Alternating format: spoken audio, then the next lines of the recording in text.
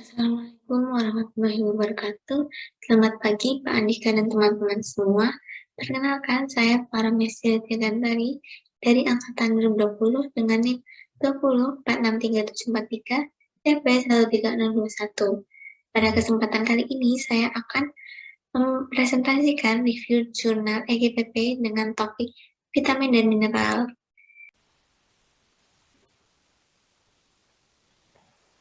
Review jurnal EGPP yang akan saya bahas pada hari ini berjudul Komposisi vitamin D dalam makanan Australia. Saya akan membahas satu persatu mulai dari introduction, materials and method, result, discussion, dan yang terakhir ada conclusion. Yang pertama, introduction. Negara Australia ini belum memiliki data lengkap terkini mengenai keempat vitamin D dalam makanan. Kandungan vitamin D dalam makanan digambarkan secara akurat dengan menjelaskan keempat bentuk utamanya, yaitu vitamin D3, vitamin D2, dan bentuk terhidroksilasinya yaitu 25 hidroksil vitamin D3 dan 25 hidroksil vitamin D2. Dari 64 database komposisi makanan yang terdaftar di International Network of Food Data System, hanya negara Denmark lah yang memiliki data terkini untuk keempat vitamin D tersebut. Adanya perbedaan variasi geografis kandungan vitamin D dalam makanan antara Denmark dan negara Australia membuat Australia ini tidak dapat meminjam data komposisi vitamin D dari negara Denmark dan mengharuskan untuk melakukan penelitian tersendiri untuk menyusun database komposisi vitamin D tersebut.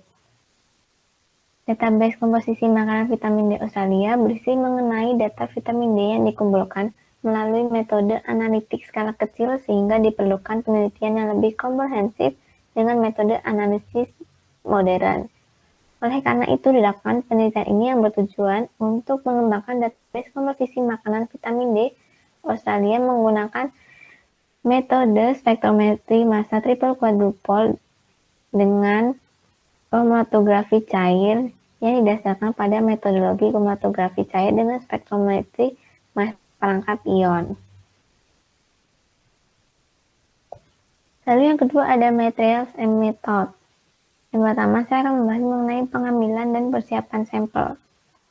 Nah, pengambilan sampel secara terperinci ini dikembangkan untuk 98 produk makanan yang telah dilaporkan sebagai makanan yang umum dikonsumsi peserta Australian Health Survey pada tahun 2011 sampai dengan 2013.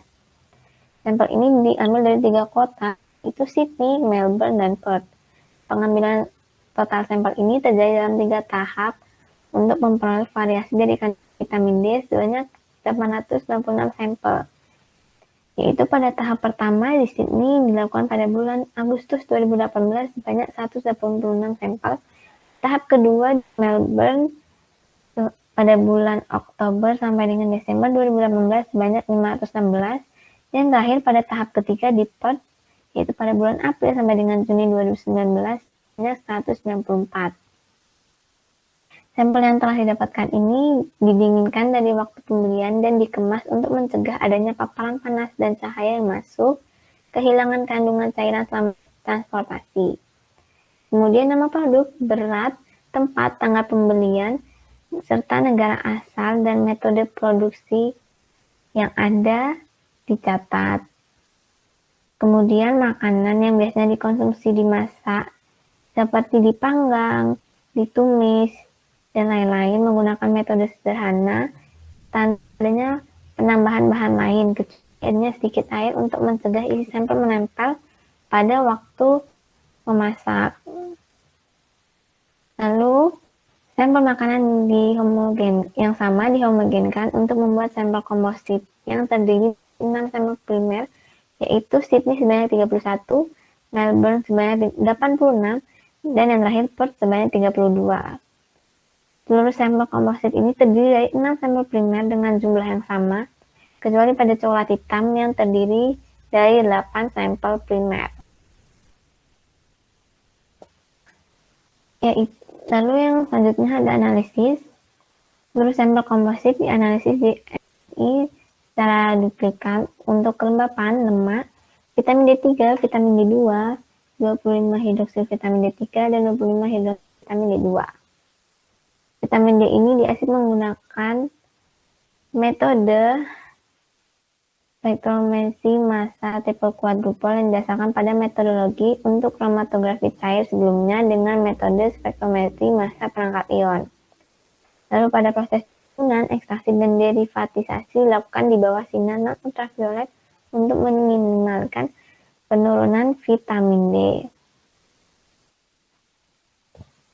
Lalu kelembapan diukur dengan menggunakan NMI produk metode in-house, yaitu berdasarkan metode OAOT.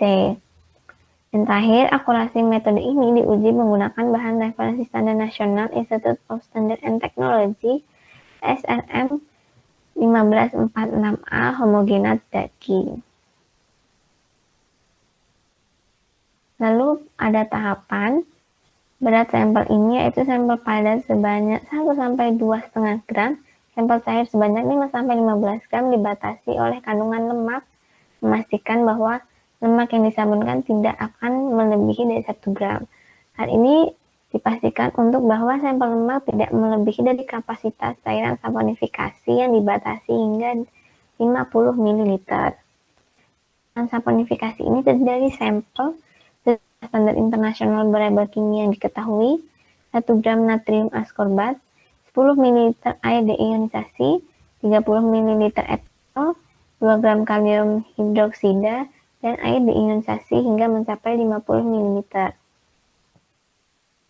Kemudian bagian isi tersebut ditempatkan dalam shaker bath selama kurang lebih 16 jam pada suhu 25 derajat Celcius. Kemudian alat vitamin D dihidrolisis dalam larutan kalium dihidroksida etanol, diserap ke dalam tanah di atom, dan kemudian diekstraksi ke dalam potrelum ester dan dipekatkan dengan penguapan di bawah gas nitrogen hingga kering. Residu tersebut dilarutkan ke dalam tanah, dipindahkan ke dalam botol kromatografi cair, dan diuapkan sampai kering di bawah nitrogen. Residu ini dilarutkan ke dalam larutan PTAD dalam asetonitril anhidrat untuk membentuk turunan vitamin D PTAD. Kemudian setelah berjalan waktu selama 10 menit, reaksi derivatisasi dihentikan dengan penambahan air. Ekstrak dengan endapan atau penampakan keruh disentrifugasi pada 10.000 rpm selama 1 menit. Kemudian ekstrak dipindahkan ke dalam mikrofilm untuk dianalisis dengan metode ini. Nah, itu selanjutnya pada tahapan yang kedua. Yang pertama, vitamin D2 dan D3 dan masing-masing terhidroksilasinya dipisahkan dengan kromatografi fase terbalik pada kolom C18. Kemudian dijalankan 2 fase, yaitu fase A dan fase B.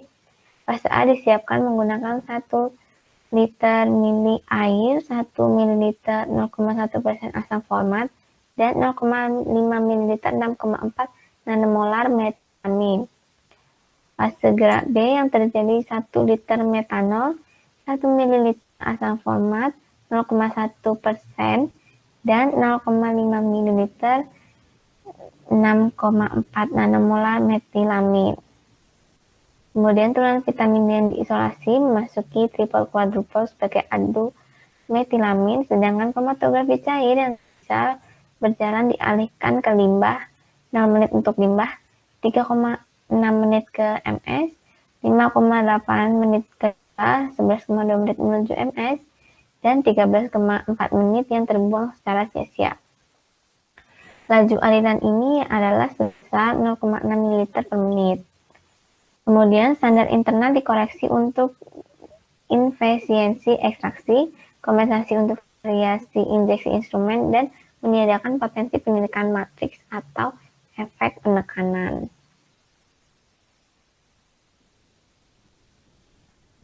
Lalu ada kualitas asuransi, perbedaan berusaha relatif, yaitu perbedaan antara nilai ulangan dibagi dengan rata-rata dikali dengan 100% antara analisis duplikat dan persen pemulihan. Sampel dalam proses analitik dipilih secara acak untuk analisis pemulihan yang dipilih dengan ditambahkan konsentrasi sampel yang diketahui. Kontrol pada percobaan kali ini adalah campuran susu formula bayi dan bubuk jamur iradiasi kering beku. Limit of quantitation didefinisikan sebagai konsentrasi terendah yang terdeteksi menggunakan metode yang telah ditentukan. Dan limit of detection didefinisikan sebagai konsentrasi terendah yang terdeteksi selama analisis spesifik dan bergantung pada matriks. Lalu selanjutnya penanganan data dan pemeriksaan kualitas. Kriteria pemeriksaan data untuk proximat dan vitamin D yaitu gabungan proximat, kelembapan dan lemak kurang dari sama dengan 100 gram porsi yang dapat dimakan, konsentrasi terdekat sama dengan data komposisi makanan yang dipublikasikan. Konsentrasi vitamin D ini dapat dilakukan apabila adanya perbedaan data yang diterbitkan oleh Australia dan luar negeri yang tidak mungkin dijelaskan oleh variasi karena adanya metode produksi atau lokasi geografis. Data yang tidak sesuai ini dapat dilakukan pengujian ulang jika memang dianggap perlu. Kemudian, konsentrasi analitis untuk masing-masing makanan dikelompokkan bersama dengan sesuai jenis makanan dan profil vitamin D-nya. Setiap jenis makanan dihitung konsentrasi rata-ratanya untuk setiap proximat dan vitamin D dan rata-rata harus lebih besar dari sama dengan limit of quantitation-nya.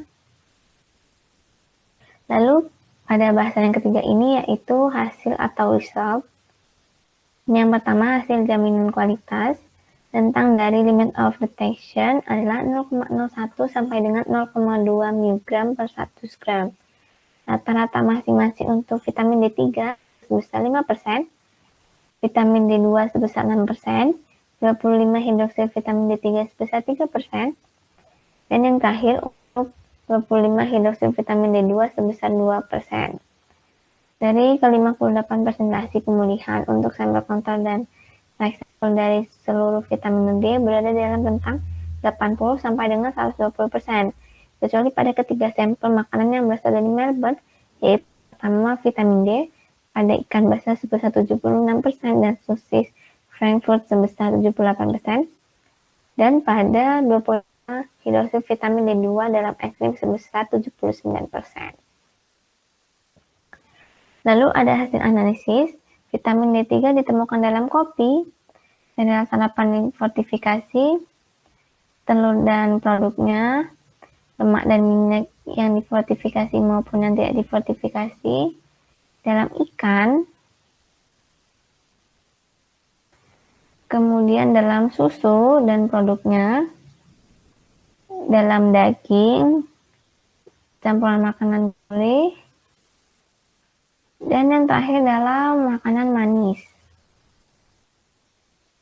Sedangkan hasil analisis untuk 25 hidroksil vitamin D3 ditemukan dalam telur dan produknya, lemak dan minyak yang tidak difortifikasi, pada ikan yang lemaknya lebih dari 55%, kemudian pada susu dan produknya, dan seluruh daging kecuali daging kanguru,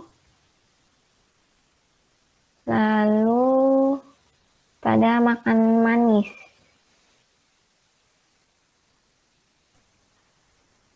Kemudian untuk vitamin D ini ditemukan dalam sereal yang diperkaya oleh vitamin D, lalu pada lemak dan minyak yang diperkaya maupun yang tidak difortifikasi, pada ikan, lalu produk susu dan alternatifnya, pada daging, dan pada makanan manis. Kemudian yang terakhir hasil analisis untuk 25 hidroksil vitamin D2 yang dapat terukur dengan jelas dan ditemukan dalam hati domba. Kemudian konsentrasi terbesar yang dilaporkan sebagai mean atau standar deviasi pada keempat vitamin D tersebut, yaitu yang pertama vitamin D3 ditemukan dalam sambal kaleng, bubuk minuman coklat yang difortifikasi, dan sereal sarapan yang difortifikasi. Sedangkan pada 20 hidroksil vitamin D3 yang tertinggi ditemukan dalam standar per cage dan free range per organik, telur ayam, dan daging kaki ayam. Untuk vitamin D2 tertingginya ditemukan dalam makanan yang difortifikasi termasuk dengan margarin, produk susu, dan produk susu penggantinya, dan makanan yang tidak difortifikasi seperti coklat hitam, susu, dan berbagai daging. Dan terakhir, pada 25 hidroksid vitamin D2 ditemukan dalam hati domba dapat terukur dengan jelas, sehingga yang lainnya tidak dapat dideteksi. Lalu sekarang kita masuk pada discussion. Hasil validasi metode ini disajikan. Untuk metode yang baru digunakan menunjukkan bahwa metode tersebut memberikan nilai rata-rata dalam referensi NIST kisaran vitamin D3 di SRM 1546A. Nilai rata-rata metode ini untuk 25 hidroksid vitamin D3 sebesar 0,01 mg per 100 gram. Molekul vitamin D yang terhidroksilasi yaitu seperti 25 hidroksid vitamin D3 dan 25 hidroksid vitamin D2 sangat penting untuk persyaratan diet. Walaupun konsentrasi yang terukurnya ini terbilang cukup rendah, tapi kontribusinya sangat diperlukan. Secara umum, diprediksi bahwa bioaktivitas 25 hidroksid vitamin D3 kemungkinan lebih besar dibandingkan dengan vitamin D3. Tapi faktor bioaktivitasnya memiliki nilai yang sangat bervariasi. Pada telur ayam, kandungan 25 hidroksid vitamin D3 yang tidak disesuaikan untuk bioaktivitas, konsentrasinya lebih dari setengah konsentrasi vitamin D3. Sedangkan pada berbagai daging seperti daging sapi, domba, dan lain-lainnya, kandungan 25 hidroksid vitamin D3 yang tidak disesuaikan konsentrasinya sama atau lebih besar dari kandungan vitamin D3. Kemudian untuk kandungan vitamin D2 terbesar yang ditemukan dalam hasil penelitian ini termasuk produk daging yang berkaya, lalu pada coklat, kandungan vitamin D yang ditemukan dalam makanan yang mengandung coklat, yaitu yang berasal dari biji kakao, karena adanya kontaminasi pada jamur biji kakao. Karena keberadaan jamur tersebut menentukan kandungan ergosterol biji kakao. Selain itu, tingkat konversi ergosterol menjadi vitamin D2 tergantung pada durasi dan intensitas penyinaran matahari selama proses pengeringan biji kakao tersebut. Kemudian, untuk kandungan 25 hidroksid vitamin D2 menyumbangkan 20% dari kandungan vitamin D dalam hati domba. Dan pada makanan lainnya, hasil analisis terlalu kecil untuk dihitung sehingga tidak terdeteksi. Kemudian yang terakhir yaitu kesimpulan. Seluruh vitamin yaitu vitamin D3, vitamin D2, 25 hidroksid vitamin D3, dan 25 hidroksid vitamin D2 terinjeksi dalam berbagai sampel makanan yang diuji. Keempat vitamin tersebut termasuk jarang untuk dimasukkan dalam database komposisi makanan di berbagai negara, dan salah satunya yang memilikinya hanya pada negara Denmark. Data komposisi makanan vitamin D di Australia ini mewakili pentingnya ukuran keempat vitamin secara akurat untuk mewakili kandungan vitamin D pada makanan di Australia. Berikut adalah referensi tambahan yang saya gunakan pada review jurnal kali ini. Sekian, terima kasih presentasi saya pada kali ini. Saya mohon maaf apabila masih banyak kekurangan dan salah kata. Sekian, terima kasih. Wassalamualaikum warahmatullahi wabarakatuh.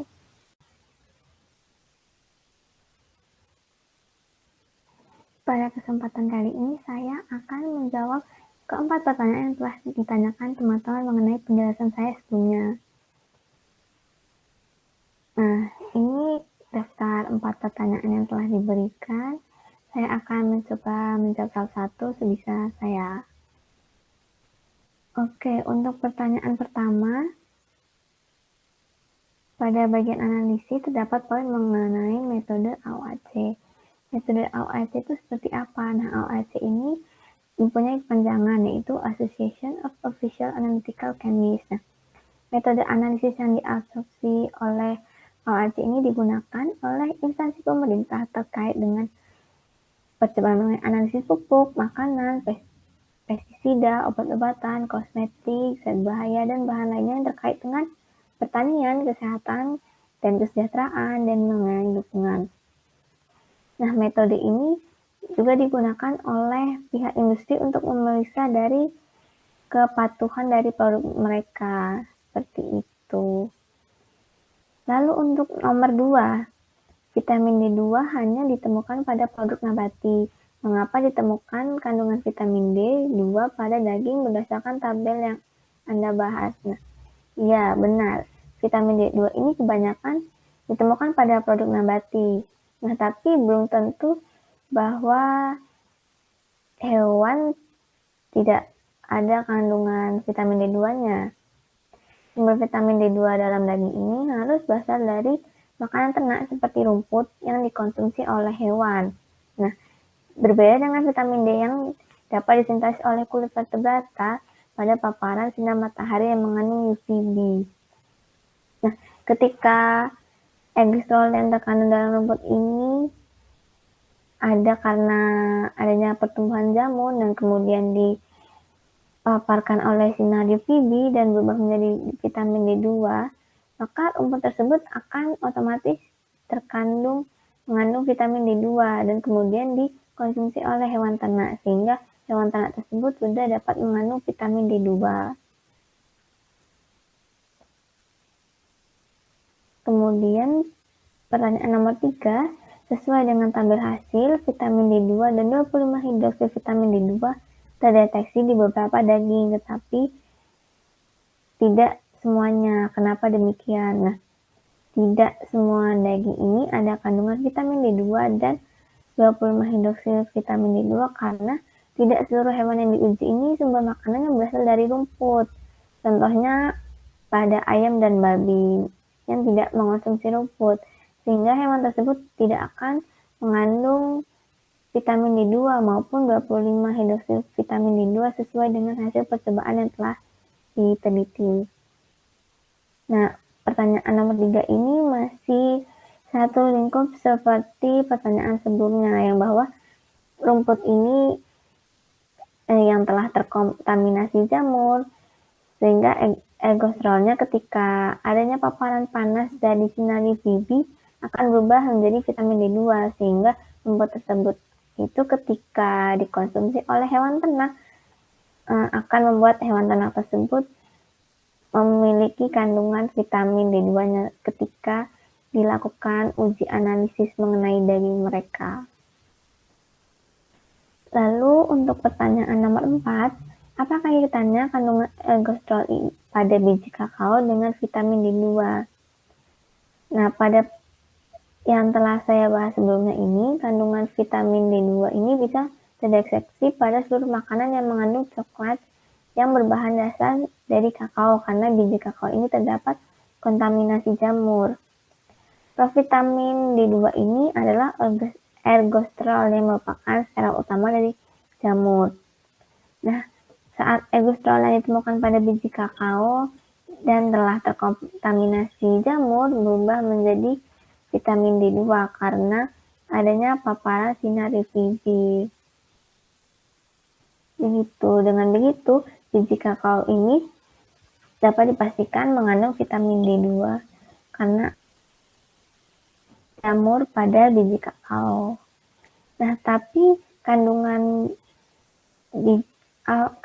vitamin D2 pada biji kakao ini tergantung pada seberapa intensnya saat pengeringan biji kakao yang dijemur.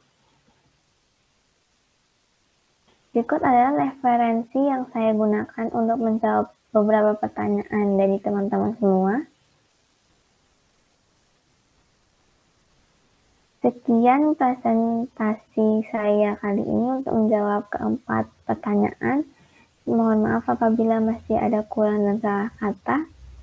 Terima kasih. Wassalamualaikum warahmatullahi wabarakatuh.